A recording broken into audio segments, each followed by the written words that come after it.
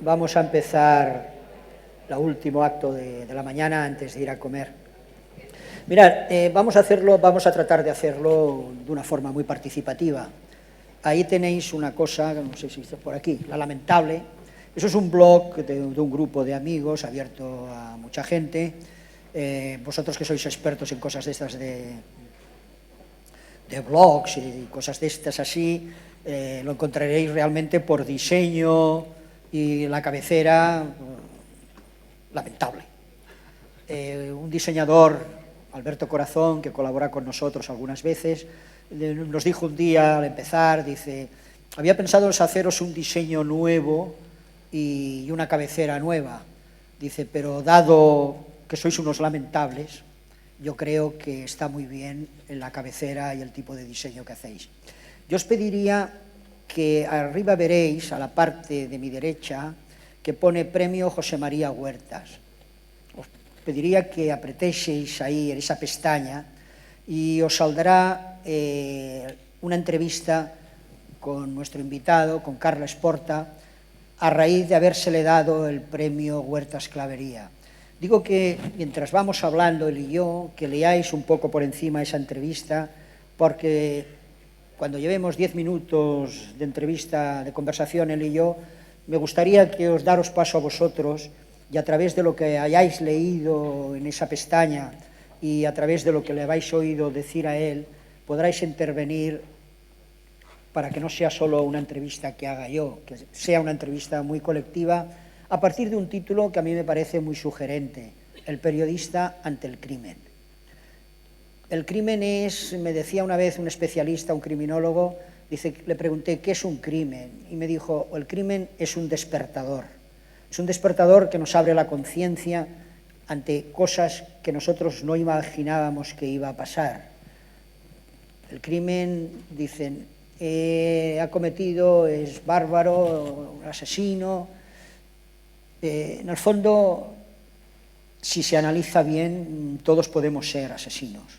A todos se nos puede cruzar un día el cable del cerebro, la ira, el despecho, el alcoholismo, la droga, y podemos cometer un crimen.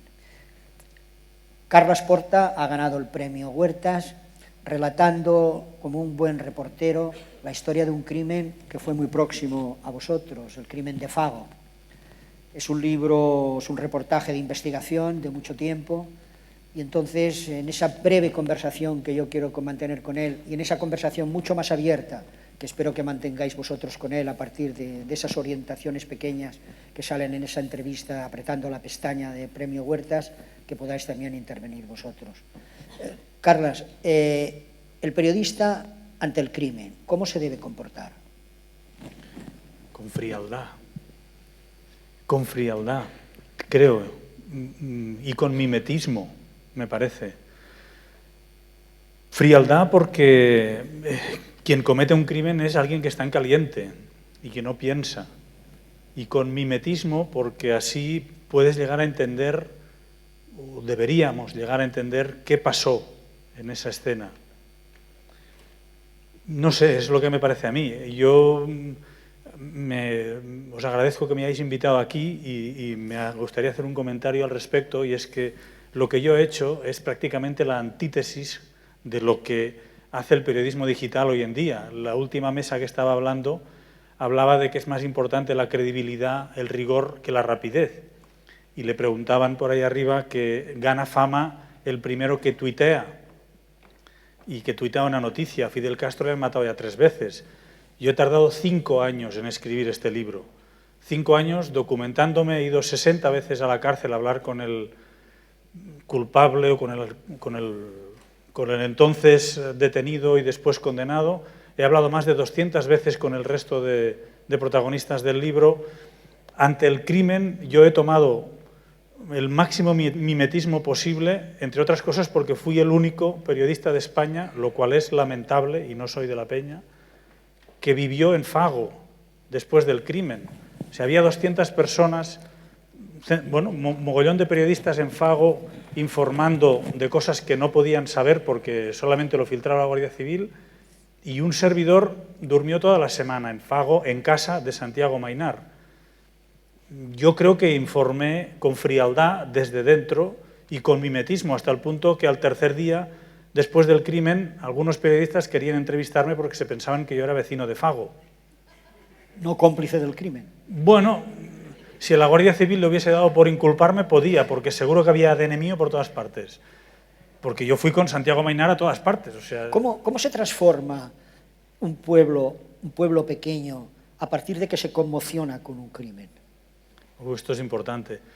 Bueno, la gente de Fago cerró todas las puertas y ventanas. O sea, solamente Santiago Mainar hablaba con los periodistas. Y porque es un personaje realmente especial y muy peculiar.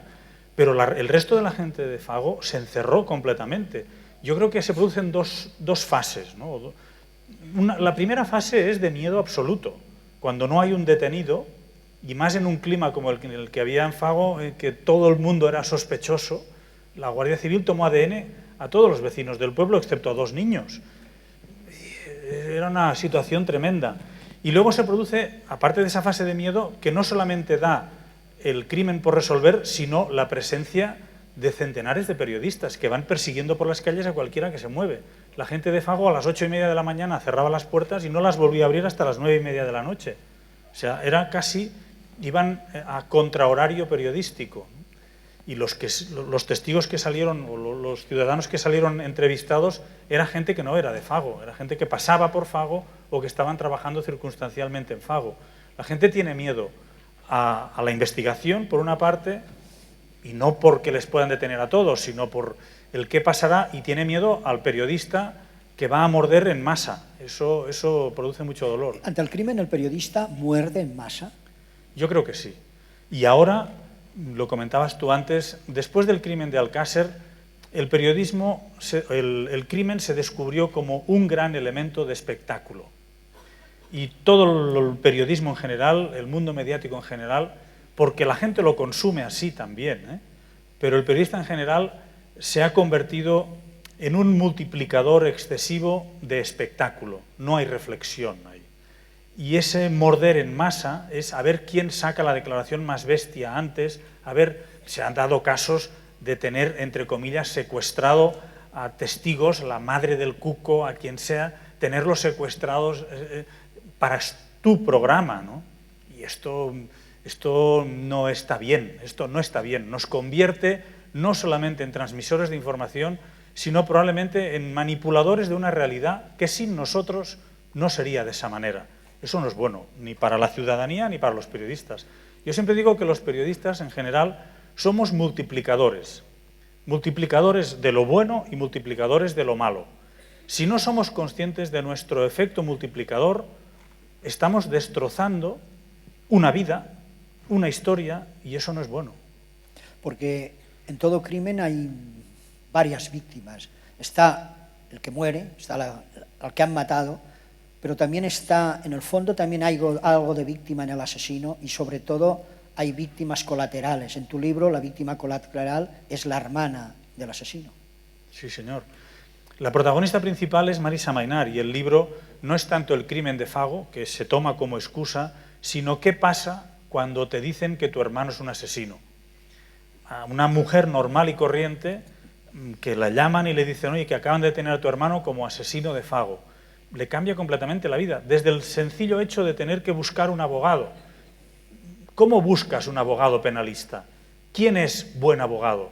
Ella lo dice durante el libro, ¿no? Durante este tiempo, dice, claro, a mí como decoradora me piden un presupuesto y tengo que plantear un presupuesto de qué vale hacer esto, qué vale hacer lo otro. A un abogado no le puedes pedir un presupuesto, te dice más o menos lo que te va a cobrar y luego es bueno o malo. Bueno, si le absuelven es bueno, y si es malo es que ha sido culpa del juez o que el caso era muy difícil, y es muy difícil esto.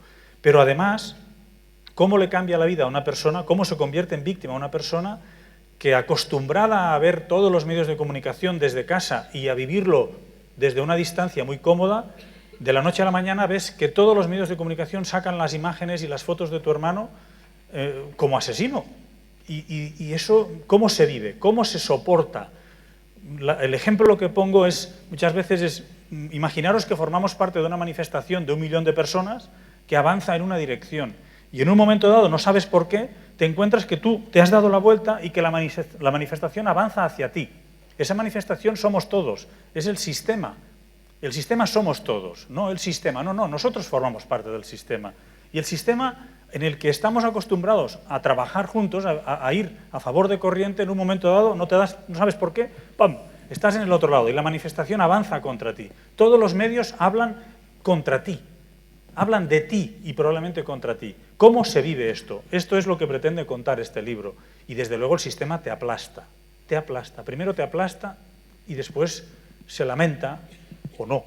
Y yo lo que he querido explicar en el libro es cómo se vive al otro lado, lo que tú decías. La historia del asesino, la historia del condenado, de su familia, creo que también tiene derecho a ser contada. Y es una historia de dolor.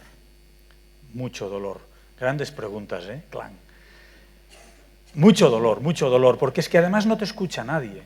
Cuando todo si el mundo... llego a saber que me dices eso, no entro. Cuando todo el mundo dice que tu hermano es culpable, que aunque no lo digan claramente, lo notas, que la tendencia es esa, tú te sientes muy solo. Y esa persona dice, yo creía en la Guardia Civil. ¿Y el periodista cómo se blinda ante ese dolor del otro? ¿Se blinda o no se blinda? Yo he llorado mucho con este libro, Yo he llorado mucho. Cuando empezó el juicio, por ejemplo, yo he salido de una de las visitas a Santiago Maynard, yo he salido llorando.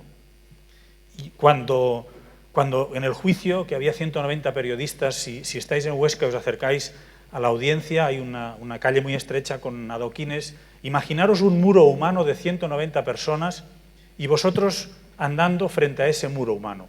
Eso te acojona de verdad.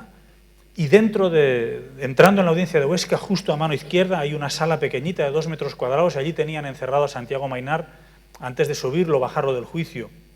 Yo era el único que entraba allí, con la familia y con él, y salía llorando de allí, porque también acababa sintiéndome muy solo, y pensaba, si un día me pasa a mí, yo me muero, porque te das cuenta de que el sistema que tiende a autoprotegerse hace de manera inexplicable que todo ruede en la misma dirección, nadie duda de nada, lo multiplicamos todo, pam, pam, pam, pam, y aplastamos todo lo que se pone en medio.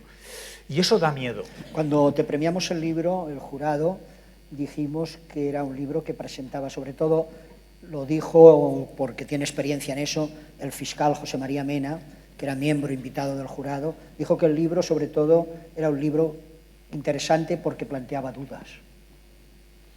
Es la historia de dos grandes dudas. La duda sobre si Santiago Maynard fue el autor del crimen. Para la justicia española sí lo fue. La sentencia dice solo o en compañía de otros. Esta mañana, cuando he llegado a Huesca, las 5 primeras personas que me he encontrado que sabían que venía a hablar del tema me han dicho, yo no lo tengo claro.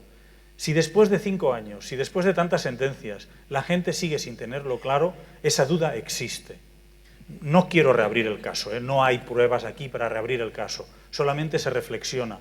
Esa duda está ahí.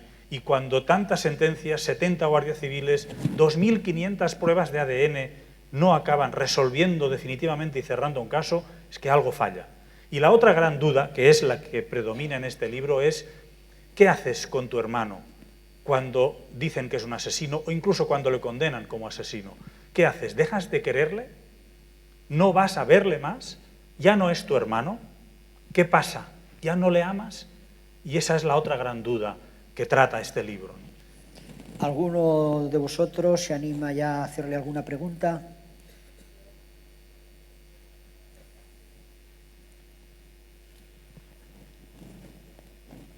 Aquí hay una. Mientras ir pensando los demás otras. Solo un pequeño detalle. Huertas Clavería, para quien no sepa quién es, era de la misma generación que Martí Gómez, que son ejemplos, modelos, maestros del periodismo sencillo, del detalle, sobre todo del estar al lado del ciudadano, que es lo que a mí me ha hecho más feliz, ¿no? José María fue el primero que se leyó el libro fuera de la editorial y cuando mi editora me dice, a Martí Gómez le ha encantado, ¡uah! Pensé, esto es un triunfo espectacular, porque cuesta mucho escribir un libro de esta manera y sobre todo cuando te lo reconoce alguien con el currículum, la vida y la honestidad de estos personajes es increíble. Huertas Clavería hacía el periodismo que yo creo que hoy debe hacer el mundo del periodismo digital, que es el cercano al ciudadano, porque el periodismo tradicional ha sido absorbido, desde mi punto de vista, por la empresa, por la propaganda. La empresa se mira más la cuenta de explotación, la cuenta de resultados, que no al ciudadano al que antes tratábamos como anónimo, pero que era nuestro gran objetivo, ¿no? Y esto podéis hacerlo vosotros, ¿eh? La gente del periodismo digital, que como decía en la conferencia inaugural esta mañana Mauricio Carlotti, que me ha parecido brillante, podéis ser autoempresas. Y Huertas Clavería era libre, trabajando para la empresa que fuese, siempre era libre. Y tenía como objetivo al ciudadano, no al que te envía la nota de prensa, ni al que acaba incluso pagándote el sueldo a final de mes. Si tú no eres libre, el ciudadano lo nota. Y vuestra obligación, la mía lo es en este caso, es llegar al ciudadano y tener al ciudadano como gran protagonista, no al empresario ni al político, desde luego. Perdón, ¿eh? Dígame usted. Mi pregunta, yo he sido periodista de sucesos y lo dejé. Y mi pregunta va orientada a cómo te enfrentas o cómo sigues con las dudas morales. Porque tú estás hablando con una familia y no estás hablando con una familia porque te interesa lo que te esté contando, que puede que también. Estás hablando con una familia porque necesitas la foto del fallecido cuando estaba vivo, necesitas unas declaraciones, necesitas una copia a lo mejor de la denuncia que puso la maltratada donde decía lo que le decía. Entonces, estás manipulando muchas veces o intentando hacerlo a esa familia para que te dé lo que tú necesitas para rellenar tu página.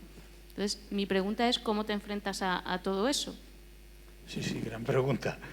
Yo también fui periodista de sucesos. Llevo unos cuantos años y he pasado por muchas fases. Yo creo que si todos los periodistas de sucesos un día tuviesen a alguien de su familia implicado en un suceso, dejarían de hacer sucesos. Seguro, sin duda. ¿Cómo te enfrentas? A ver, yo también he ido a convencer gente para que me den la foto del muerto y me parecía que era mi trabajo, incluso creo que lo hacía bien y todo, pero lo dejé también y fui evolucionando hacia otros campos. A mí me duele que el suceso ahora se haya convertido en un espectáculo tan evidente y tan terrible, ¿no? Que llene tantas horas, tantas páginas, tantas horas de radio. Esto no me gusta, yo cambio de cadena, no me gusta. Básicamente creo que deberíamos evolucionar un poco y no ser tan primarios. En vez de evolucionar, hemos involucionado en este sentido.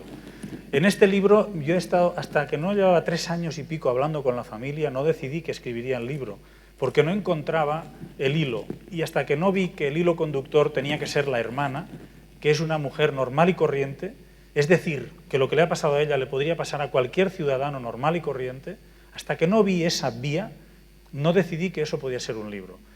También he de reconocer que para escribir el libro he llorado mucho, me ha dolido mucho, porque yo he hecho amistad con esta gente.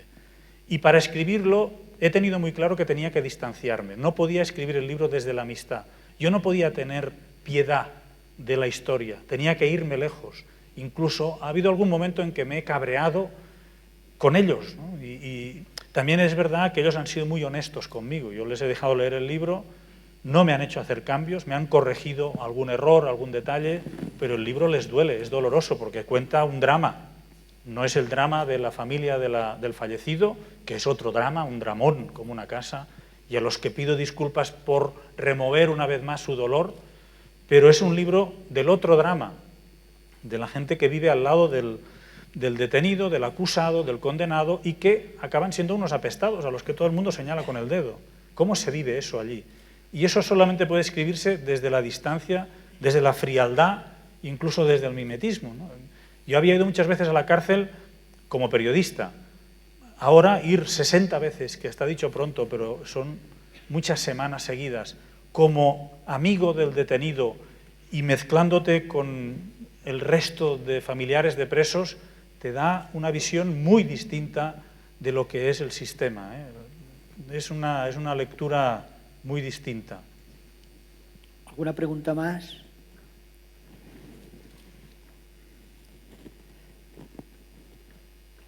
Y después hay otra preparada para alguien, para así saberlo localizar.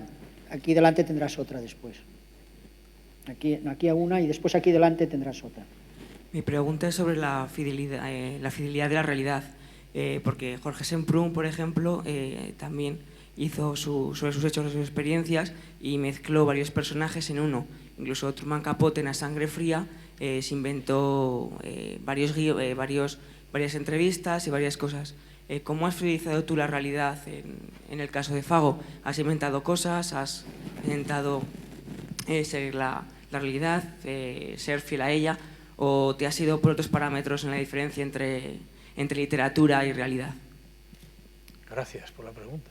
Este es mi segundo libro relacionado con casos de crímenes. Primero hice uno que se tituló Thor, la montaña maldita, y allí, después de 8 años de investigación, me permití algunas licencias, ¿no? Aquí no. Te puedo asegurar que de la primera coma a la última ha sucedido exactamente así, incluso las conversaciones y te diré más, los pensamientos de la gente. Una cosa que a mí me parece muy ridícula, es que en un libro que pretende ser real, el autor se permita el lujo de decir, y en ese momento pensó, ¿qué cojones vas a saber tú lo que pensó ese señor, ¿no? Yo pongo aquí lo que pensaron los protagonistas, porque cuando han leído el libro, antes de la publicación definitiva, me han hecho sus anotaciones, es decir, cuando pasó esto pensé esto. Me han corregido los diálogos en algunos casos. La mayoría de veces yo he estado presente en esos diálogos y las otras veces los he recogido de versiones. 2, 3 personas que estaban en esa escena me lo han contado y de ahí he construido el diálogo. Y en este repaso ellos te anotan, no dije esto, dije lo otro, y yo lo he incorporado. He discutido algunas veces porque ellos, hombre, aquí me tratas de esto, no digo, esto sí es una observación y no tengo por qué contrastarlo contigo porque es lo que yo he visto. No hay una discusión ahí, es mi reflejo. Le he mandado el libro a personas, por ejemplo, a Marta Garú, del Heraldo de Aragón, le mandé la parte en la que ella salía para que me dijese si era exactamente como ella creía que había sucedido una conversación con Marisa. Marta Garú me hizo unos comentarios, yo los recogí. ¿Y por qué? Porque quiero que de la primera letra a la última esto sea absolutamente real y fidedigno. Es que si no, no tiene mérito. Luego cuesta mucho construir, pero si yo me pongo a inventar, mejor hago una novela. Y la realidad, como han dicho muchos maestros, supera la ficción. Aquí yo he pretendido ser tremendamente fiel a la realidad. Cuidado, el fiscal Mena decía el otro día que yo he sido subjetivo utilizando a Marisa Maynard para narrar el libro, y es verdad, es cierto, yo he tomado una posición. Yo quiero enseñar esta historia desde una óptica determinada, desde un ángulo determinado. La objetividad, todos sabemos que no existe. Solamente el hecho de escoger una noticia ya te está posicionando. En este caso yo me he posicionado, no tanto a favor del reo, que ese es otro tema, sino en explicar la historia desde ese punto de vista. Pero sí que te puedo asegurar, y si no, que venga quien sea y me lo discuta con hechos, que esto es real y cierto de la primera letra a la última. Me ha costado un cojón, pero es verdad. ¿Y no puede inducir a error haber hecho un libro y no, por ejemplo, un reportaje, siendo que la objetividad en el reportaje siempre es más que una crónica, por ejemplo, que es como casi un libro, es experimentar la realidad? No entiendo por qué tiene que inducir a error, no te pillo por ahí, no sé, todo lo contrario. Ahí la gente suele entender un libro como ficción y un periodismo como realidad. Ahí el problema lo tengo en que esto está escrito como una novela. Por eso. Y mucha gente se va a creer, esto me pasa con Thor también, que todo el mundo habla de novela. Hombre, yo quiero creer que esto es un mérito, escribir como una novela siendo todo real, me gustaría creer que a la gente le gusta y que es un mérito. El problema lo tengo en las librerías, que no saben en qué estantería ponerlo. Algunos te dicen, no, es que es no ficción, y desgraciadamente la gente compra menos no ficción y compra en narrativa. Y mi editora lucha constantemente diciendo, no, pónganlo en narrativa, porque está escrito como narrativa. Jorge Ralde, el editor de Anagrama en castellano, publicó el libro, estuvimos estudiando la discusión, ¿qué hacemos? ¿Lo ponemos en crónicas o lo ponemos en narrativas hispánicas? Y acabamos decidiendo ponerlo en narrativas hispánicas porque estaba narrado como una novela.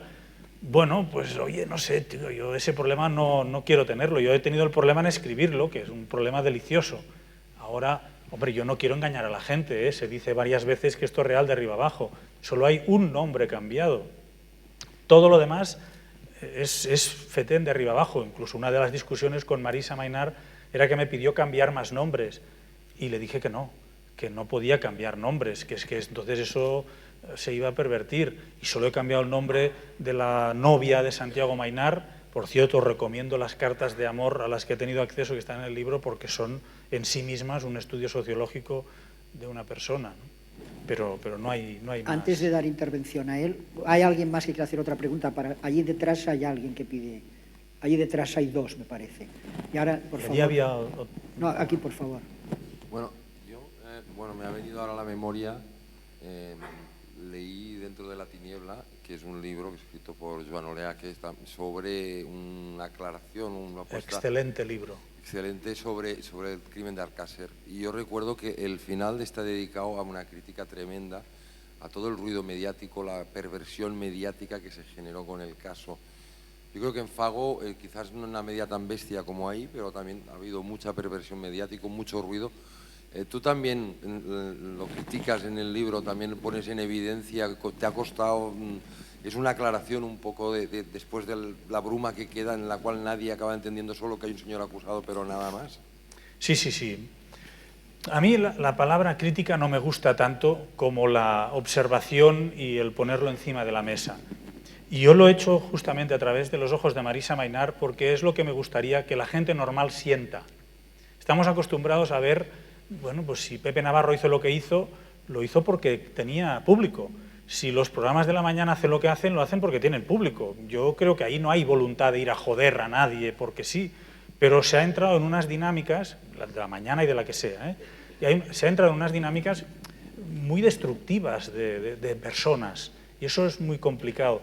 El periodismo, ¿qué debería hacer? Debería reflexionar un poco, debería poner un poquito el freno, debería ser un poquito más frío.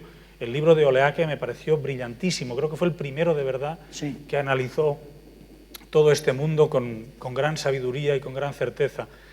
En este libro esto se analiza sobre todo porque Marisa Maynar lo sufrió.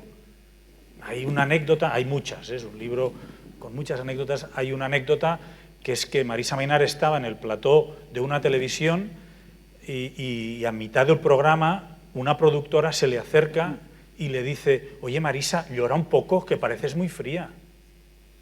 Hostias. Estaba en un intermedio. Joder, esto duele, hombre, esto no tiene que funcionar así. Amenazan desde allá adentro los que amenazan siempre. Un par de preguntas más y vamos terminando. Sí. Seré más breve. En un caso tan mediático como ha sido el del caso de Fago, donde casi bueno, pues se escapaba la gente de los periodistas, sobre todo antes de tener a un supuesto culpable, ¿cómo se consigue la confianza de la familia, de conseguir esos documentos de las cartas? ¿Es a base de talonario o desde luego o son estratagemas de periodista? Si ahora yo fuese Sarkozy me cabrearía mucho contigo. No, qué talonario ni qué narices. 5 años. 5 años al lado de esta gente. Se consigue así. Yo no lo veo de otra manera. Yo fui el único que vivió con Santiago Maynar. No sé si alguien de aquí llegó a cubrir el tema, pero ¿cómo se puede cubrir lo que pasa en Fago viviendo o durmiendo en Jaca a 1 hora? No hacemos bien nuestro trabajo, ¿eh? Los de producción se equivocan si mandan a sus chicos a dormir a Jaca o a Ansó. Hay que dormir en Fago. Yo dormí en Fago 5 días con Santiago Maynar, fui a él a la granja, pasé todo el día, menos dormir en su cama porque no tocaba. Lo hice todo, seguro que hay, yo lo escribí en el artículo, si la Guardia Civil busca ADN en el fusil que tiene Santiago Maynar, habrá ADN mío, porque yo lo toqué. Yo creo que se consigue así. ¿Y si en lugar de Maynar hubiera sido Jessica Lange? ¿La cama? Pues igual, sí, ¿qué quieres que te diga? Bueno, esto forma parte del mimetismo en el que uno intenta trabajar, ¿no? Una última pregunta. Martí Gómez. En relación con lo que decía Jordi, a mí me gustaría saber, en tu opinión, cómo es el periodismo de sucesos que se hace ahora. Te lo digo porque en la Universidad del País Vasco hay una investigación, hay una tesis muy buena, donde se analizan los sucesos de los últimos 30 años en este país. Entonces, Alcácer, el caso del accidente del Monte Oiz, ahí se ve la evolución, que cada vez se hace un peor periodismo de sucesos. Con imágenes más sangrientas, menor respeto por la familia, por las familias. Se dice, una de las conclusiones es que hay un antes y un después de Alcácer. ¿Estás de acuerdo con eso? Y la segunda pregunta que te quería hacer, me gustaría saber las redes sociales, las webs 2.0, en relación con los sucesos? ¿A mejor o a peor? ¿Qué te parece? No se tuitean, no aparecen en Facebook, se leen. ¿Estamos vacunados con eso, contra eso? ¿Qué te parece? Es una gran reflexión. Eso, quien ha hecho la tesis debería hablar más que yo. Yo te pondré un ejemplo. Antes, quien hacía sucesos era gente como Martí Gómez. Brillantes. Después yo, ya no tan brillantes. Y los que vienen después, ahí está. Yo creo que no pasa solo con los sucesos. Creo que eso forma parte un poco de la superficialidad en la que estamos metidos en todo. O sea, tenemos 24 canales de información de 24 horas que retransmiten guerras en directo y no nos enteramos de nada. Y luego la información sale el ministro de Información de Irak diciendo estamos ganando la guerra, y luego sale Donald Rumsfeld diciendo la guerra la ganamos nosotros. ¿Y el periodista qué dice? No lo ve porque está encerrado en un hotel. Y forma parte del decorado y del cambio de ritmo del informativo, porque sí, hacer una conexión en directo con no sé dónde funciona mejor, cuando no se ha enterado de nada. Se lo dicen todo desde Madrid, porque sale por teletipo y porque salen las ruedas de prensa. Y esto los sucesos lo pagan mucho. Esa superficialidad, y desde luego estoy de acuerdo, porque lo decía Martí Gómez también, que el caso de Alcácer supuso un antes y un después, porque convirtió la muerte, el drama, el crimen en espectáculo casi en directo, ¿no? Y además los protagonistas se prestaron y eso fue muy desagradable, pero eso sí que se machacó mucho a Nieves Herrera después, pero bueno, esa chica hace lo mismo que muchos y le tocó hostias por todas partes. Bueno, estupendo, pero es que luego se ha ido haciendo lo mismo, se ha edulcorado un poco, pero sigue. Y ahora las webs, blogs, etcétera, yo creo que hay de dos tipos: el que tiene ganas de alimentarlo y venga y dale, pero luego hay mucha gente que escribe muchas cosas. En el caso de Fago, por ejemplo, yo me enteré de muchas cosas, de la historia de Grima, de lo que pasaba en el pueblo, de mucha información muy importante y profunda en blogs. ¿Por qué? Porque hay mucha más posibilidad de entrar. Y si la gente se da cuenta que no tiene que competir con la filtración de la Guardia Civil y puede explicar cosas más cercanas, se da una riqueza más importante. El que consigue ese prestigio de decir yo estoy diciendo cosas que no dice nadie, te da una tranquilidad. Lo que buscas es confianza. Yo busco confianza a la hora de entrar en un blog o en recibir un tuit o ese tipo de cosas. Buscas confianza. ¿Me lo puedo creer? ¿Qué hay ahí detrás? Porque ya con la edad empiezas a oler lo que es filtración, lo que es obvio y lo que interesa a una de las partes. Dice, por ahí no avanzamos. Cuando ves que ahí detrás hay trabajo, que hay investigación, eso genera confianza. Si eso crece, vamos bien. Si eso no crece, alimentaremos la superficialidad y la estupidez de una manera triste. Lo lamentamos. ¿Había una pregunta más? Bueno, ¿sí? ¿Tienes el micro? Dásela, que hace rato que desafiemos al poder. Gracias por la excepción. Bueno, soy Marina de madrilania.com. Le quería preguntar, porque somos un grupo de periodistas que estamos empezando, si usted ha dicho que ha entablado amistad con la familia, ¿cómo hace para mantenerse objetivo, para poner el límite, para decir hasta ahí llego y no voy a involucrarme más para que no le duela tanto? Yo no puedo evitarlo, siempre me duele mucho. Lo que pasa es que trabajando en TV3, en Televisión de Cataluña, aprendí que para hacer un buen reportaje tienes que incluso acabar odiando a los personajes que hay ahí dentro y coger esa distancia para escribirlo bien. En este caso no he llegado a odiarles, nos hemos enfadado, hemos pasado por muchas fases, pero sí que yo pienso en el lector. Yo no quiero venderle una moto al lector, quiero explicarle lo que yo he visto y he intentado observarlo con la mayor frialdad posible, con una cierta objetividad. Yo no decidí que haría un libro de Fago, yo pensé que acabaría siendo amigo de la familia y ya está, y les escuchaba, les puse mi hombro para llorar, me indignaba con cosas que leía y que veía que les pasaban, pero cuando decidí que escribiría un libro, hablé con todos ellos, les dije, mira, a partir de ahora, tener claro que voy a escribir un libro, necesito libertad, no quiero hacer vuestra hagiografía, quiero ser libre, si no puedo ser libre, lo acordamos ahora y dejo de escribir. Y me dieron esa libertad, la he tenido, y en esa libertad me siento objetivo. Si alguien se lee el libro, yo creo que verá una gran estimación por Marisa Maynard, sobre todo, y por lo que vivió Marisa Maynard, pero creo que también verá que hay un intento de objetividad y de realidad muy grande, ¿no? Bueno, por mi parte, dos consejos finales. En el vestíbulo podéis comprar el libro, si os ha interesado el tema, y si todavía seguís creyendo en el capitalismo, pinchar en la lamentable, en la primera página, y leeréis un artículo del profesor Fontana que os demostrará que nos están engañando. Solo son 23 folios. Muchas gracias a todos. Gracias.